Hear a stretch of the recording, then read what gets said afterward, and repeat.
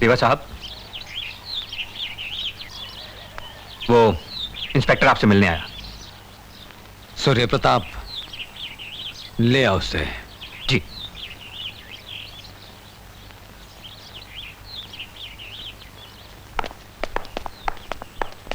आइए।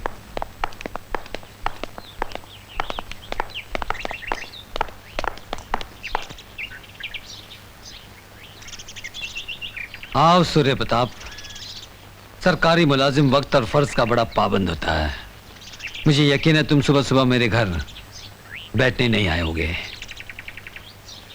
आपका अंदाजा कैसे गलत हो सकता है, लेकिन दीवारों से जैसे कोई राज राज नहीं होता, वैसे ही भंडारी भी एक ऐसी दीवार है जिसका कोई कान नहीं है।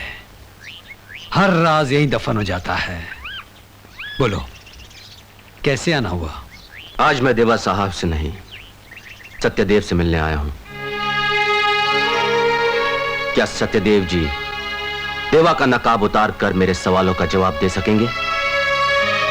सत्यदेव का नाम लेकर तुमने देवा का नकाब उतार दिया सूर्य प्रताप।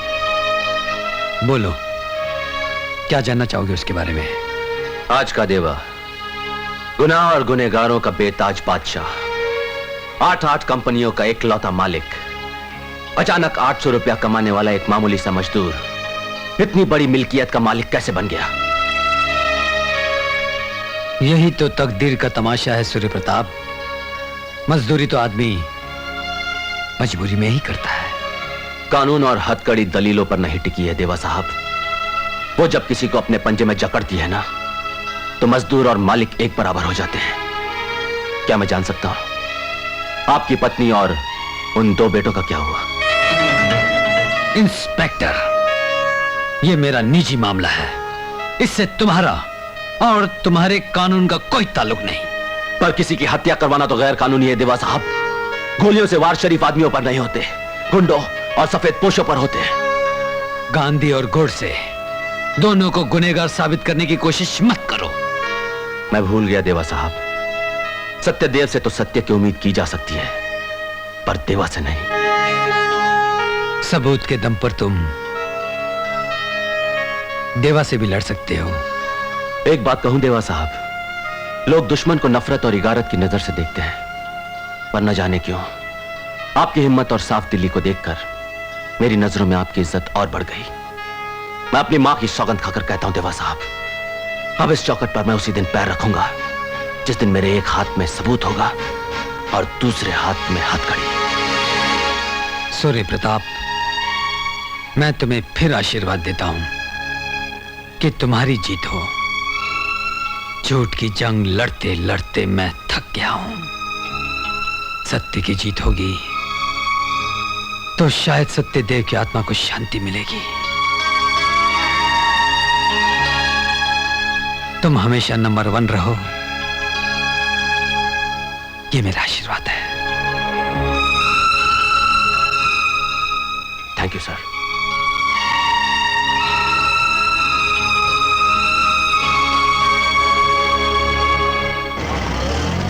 सरकार! सरकार! सरकार! सरकार!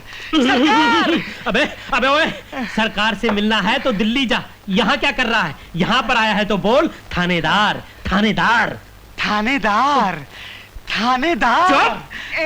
थानेदार साहब अंदर बंद है। मेरा मतलब है अंदर बैठे हैं। अबे उठ! मुझसे अदब से बात कर। बोल हवलदार। हवलदार! एक बार फिर हवलदार! बोल। बालक, क्या तेरा चक्कर क्या है? थानेदार साहब से मिलना है।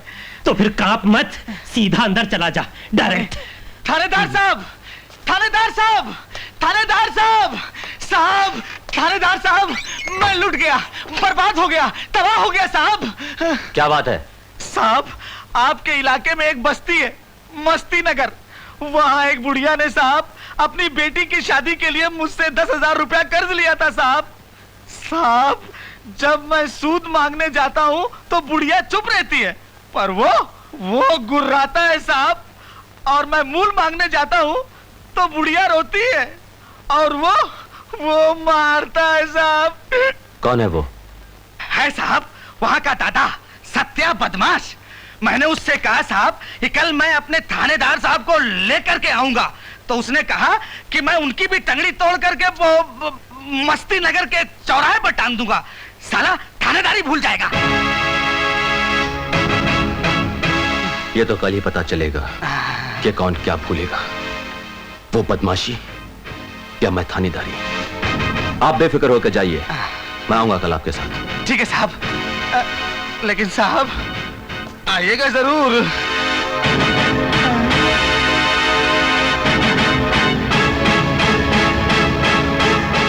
सत्या।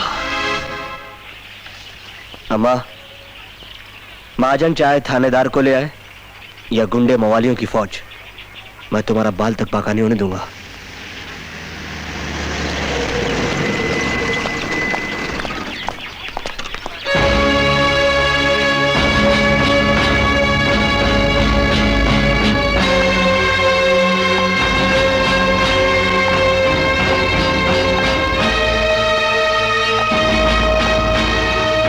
सुना है कि तुम इस बस्ती के दादा बन गए हो। दादा तो लोग बड़े भाई को भी कहते हैं बड़े, और इन बस्ती वालों से मेरा यही रिश्ता है। तुम इसे पहचानते हो? पहचानता ही नहीं, जानता भी हूं। क्या तुमने इसे मारा? हाँ, सिर्फ लात जूतों से, जान से नहीं। तुमने ये भी धमकी दी कि अगर कोई पुलिस वाला इस बस्ती में आया तो तुम उसे भी उल्टा टांग दोगे? हैं? अबे बोलता क्यों नहीं? बोल। दरोगा जी को देख करके जुबान पेट में चली गई। अबे उठा हाथ, उठा उठा हाथ। गुंडा कहीं का। अबे तू क्या, तेरा बाप भी? बाप? अरे बाप का नाम लेता है? हमारे बाप का नाम लेता है? तेरी हिम्मत है हमारे बाप का नाम लेने की? बोल, समझता क्या है तू अपने आप को? भाग यहाँ से, भाग यहाँ से। हमारे बाप को गाली देता है।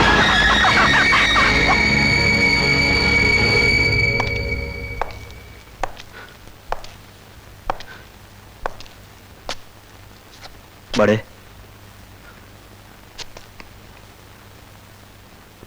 तुम तो कायदा और कानून लेकर मुझे गिरफ्तार करने आए थे, उल्टा रिपोर्ट लिखाने वाले को धो दिया।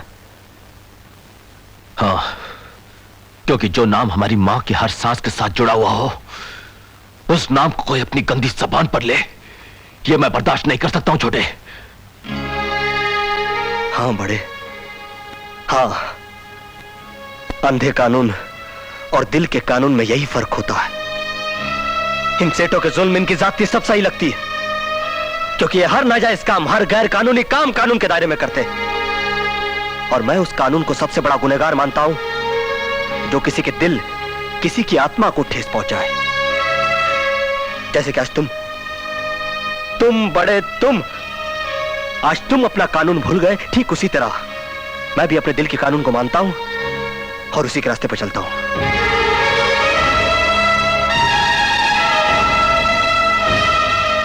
चलता हूं बड़े।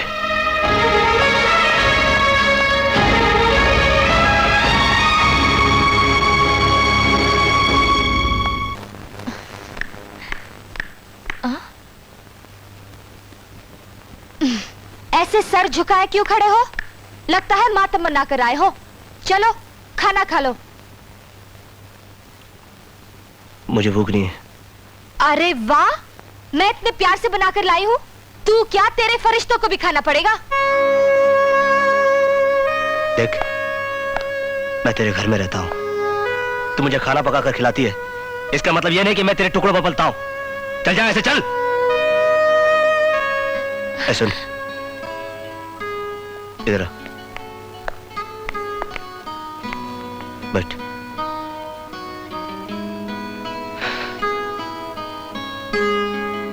सॉरी।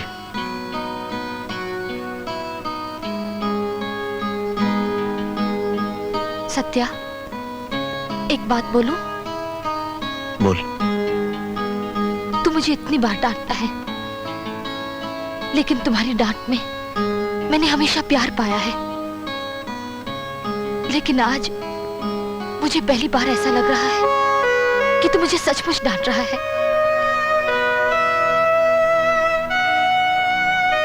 नाराज मत हो अंगूरी। एक तू ही तो है जिसे मैं हक से डांट सकता हूं। आज मैं एक बहुत बड़े धर्म संकट में फंस गया हूं। सत्या, अगर तू मुझे अपना समझता है तो कहकर मन का बोझ हल्का कर ले। आज बड़ा आया था मुझे गिरफ्तार करने के लिए, मगर महाजन ने उसकी दुखती रग पे हाथ क्या रख दिया, उसने उल्टा उसी को उधेड़ दिया। देख, भाई भाई का एहसान कभी नहीं चुका सकता, मगर आज बड़े ने मुझे अपने वर्दी के कर्ज के नीचे दबा दिया। तू उनकी वर्दी का कर्ज चुका दे। अरे हाँ, ये कर्ज उस वक्त चुकता हो सकता है जब बड़ा अपना फर्ज निभाकर अपनी वर्दी पर सितारे नहीं 4 चांद लगा दे। वाह खुश, क्या बात है, वाह। अगर मुझे पहले मालूम होता ना कि डांटने से तुम्हारा दिमाग इतना तेज चलता है तो मैं रोज तुम्हें बगैर किसी बात के डांट दिया करता। I love you.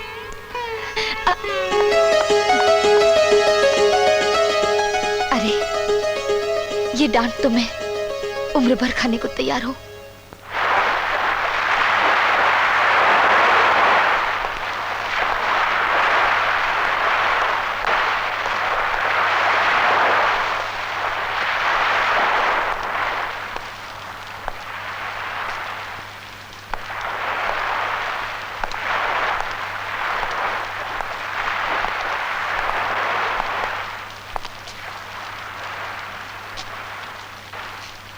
माँ कैसी है बड़े? दुनिया में कोई भी माँ अपने बेटे से जुदा रहकर खुश नहीं रह सकती, सुखी नहीं रह सकती छोटे। ठीक कह रहे हो बड़े, ठीक कह रहे हो, मगर क्या करूं, तुम्हारा प्यार और माँ की ममता घर की ओर खींचती है और बेबस लोगों की जिम्मेदारी बाहर की ओर। क्या सिर्फ यही सुनाने के लिए मुझे यहां बुलाया था तुमने? नहीं बड़े, अगर तुम देवा का माल और उसके आदमियों को रंगे हाथों पकड़ लो तो यकीनन पुलिस डिपार्टमेंट में तुम्हारी आला अफसरों में गिनती होगी। माँ कितनी खुश होगी। पर इसके बारे में तुम कैसे जानते हो? इसलिए कि गुनाह और गुनहगारों के बारे में ज्यादा जानकारी या तो पुलिस वालों को होती है या फिर मुजरिमों को। माल कहाँ आ रहा है? कल शाम 4 बजे वेस्टर्न एक्सप्रेस हाईवे नंबर 4 से गुजरेगा उसका माल।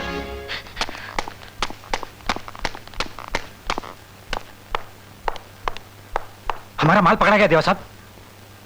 तो इतना परेशान क्यों होते हो भंडारी? राजा और रघु भी तो पुलिस की गिरफ्त में हैं।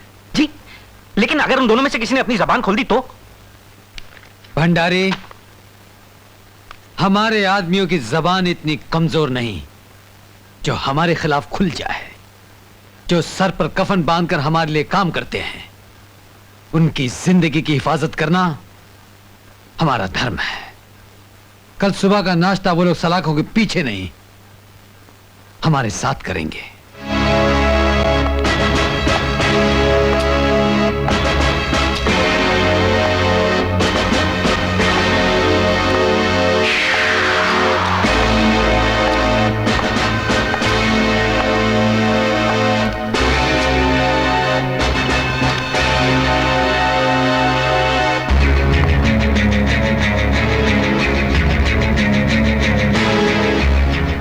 मेरी तुम दोनों के साथ कोई जाति दुश्मनी नहीं है और ना ही मैं उन सब हथकंडों का इस्तेमाल करना चाहता हूं जिससे पत्थर तक बोल उठते हैं। मैं तुम दोनों को एक पूरे दिन का वक्त देता हूं। ठंडे दिमाग से मुझे कल तक सोचकर बता देना कि तुम दोनों किसके लिए काम करते हो, वरना कल सवेरे मुर्गे की पांव के साथ साथ तुम दोनों की जबान भी तोते की तरह बोलने लग जाएगी। तुम्हारे पास 24 घंटे हैं, सिर्फ 24 घंटे।